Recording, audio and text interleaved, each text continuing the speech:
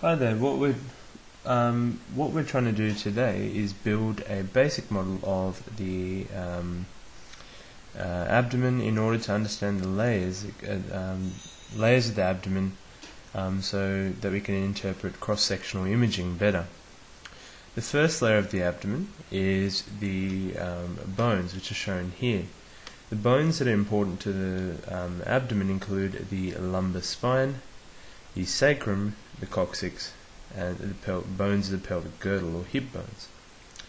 In addition, the lower ribs form an important site for attachments of the muscles of the abdominal wall.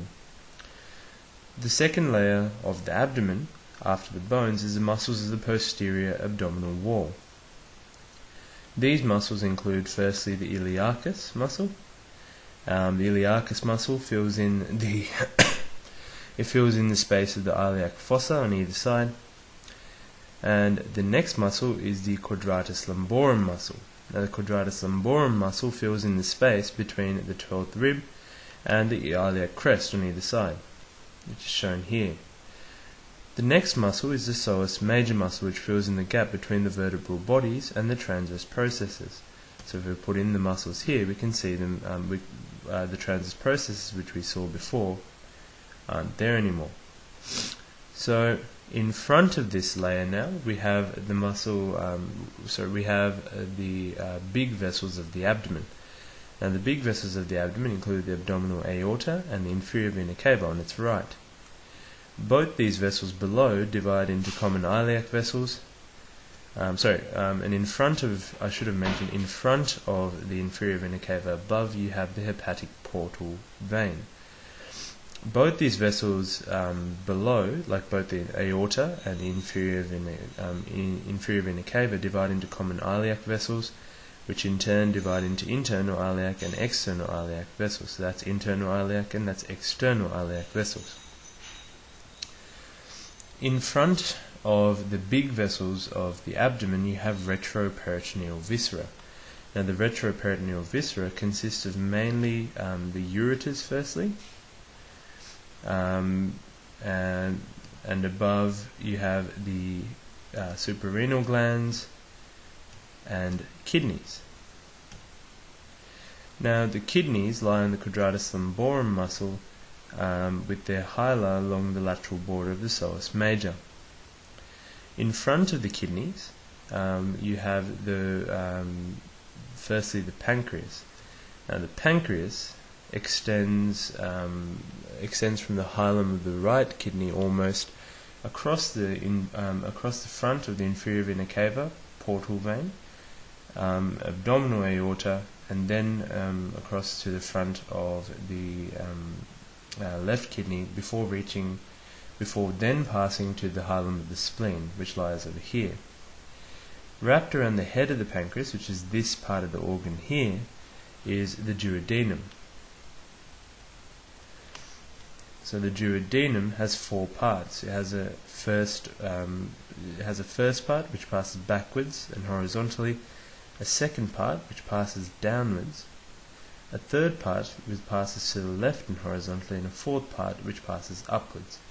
The second part is related to the hilum of the right kidney. The third part lies across the front of the inferior vena cava and the abdominal aorta.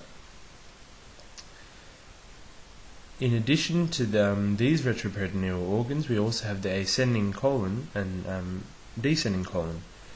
The ascending colon lies sorry about that. The ascending colon lies anterior to the muscles of the posterior abdominal wall, and the hepatic flexure is anterior to the lower pole of the right kidney. Well, the descending colon lies anterior to the in this case, it's put the descending colon in, and once again it's the same case except on the opposite side. So it lies against the muscles of the posterior abdominal wall and in front of the lower pole of the left kidney. The ascending colon likewise is the same thing, so it lies against muscles of the posterior abdominal wall and in front of the right kidney. It's lateral to the duodenum. Okay, the next layer in front of the retroperitoneal viscera is the layer of smaller blood vessels. Now this layer consists of firstly the gonadal vessels in front of the solus major, which is shown here, and in front of this layer we've got the superior and inferior mesenteric arteries and veins. So that's the branches of the inferior mesenteric artery, and these are the branches of this is the superior mesenteric artery, and its branches have been left out. So they lie in front of the plane of the gonadal vessels. In front of the small vessels, we have the intraperitoneal organs. The intraperitoneal organs in the upper abdomen consist of from behind to front, firstly the spleen. In front of the spleen we have the stomach, and then in front of the stomach we have the liver. In the lower part of the abdomen we have firstly the loops of small intestine, and then lying in front of the loops of small intestine we have the transverse colon. So that's the basic arrangement of organs within the abdominal cavity. Now we're going to have a quick look at the anterior abdominal wall. However, this will be covered in more detail later. Basically, the first layer of the anterior abdominal wall, so we'll complete the thoracic skeleton firstly. The innermost layer of the anterolateral abdominal wall is formed by the transversus abdominis muscle, and we also have the other flank muscles as well, but in this model we put in the rectus abdominis first to see where it is.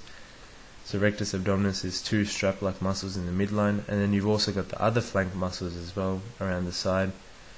So we already showed the transversus abdominis. External to the transversus abdominis we have the internal oblique, and external to the internal oblique we have the external oblique, which covers the top of it. The exact anatomy of the anterior abdominal wall will be covered later, but the point of this discussion was to mainly cover the layers of the abdominal wall, so the layers of the abdominal cavity, in order to understand cross-sectional imaging anatomy better. And this is what we'll do next.